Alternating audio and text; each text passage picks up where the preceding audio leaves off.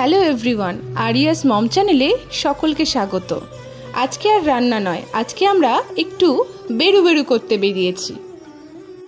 কর্মসূত্রেই মুর্শিদাবাদ জেলার সুতি ব্লকের ঔরঙ্গাবাদ গ্রামে আমি আরজাকে নিয়ে থাকি। আর সেই সূত্রেই জানতে পারলাম নিমতিতা গ্রামে একটি বিরাট বড় রাজবাড়ি আছে, যেটি ওয়ার্ল্ড হেরিটেজ সাইটের এখন অন্তর্ভুক্ত।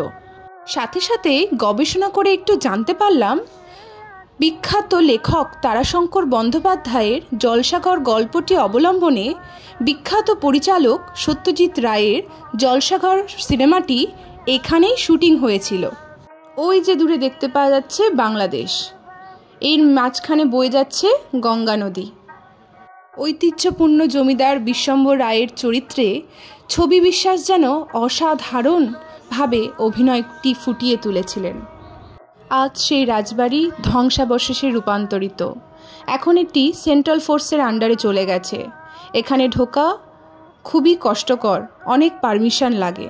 তাই বাইরে থেকেই আমরা দর্শন করলাম নিমতিতা রাজবাড়ি। এখানে আরজা তার দাদুর কোলে।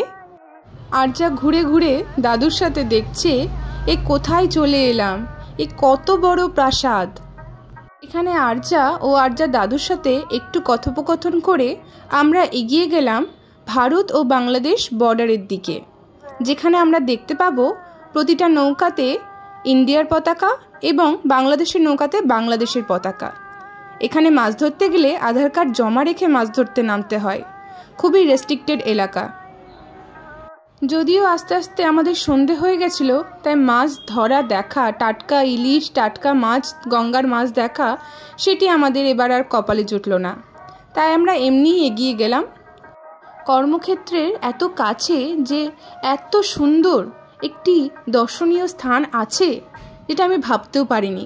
মাঝে মধ্যেই বিকেলবেলায় আরজাকে নিয়ে চলে আসবো ভাবছি।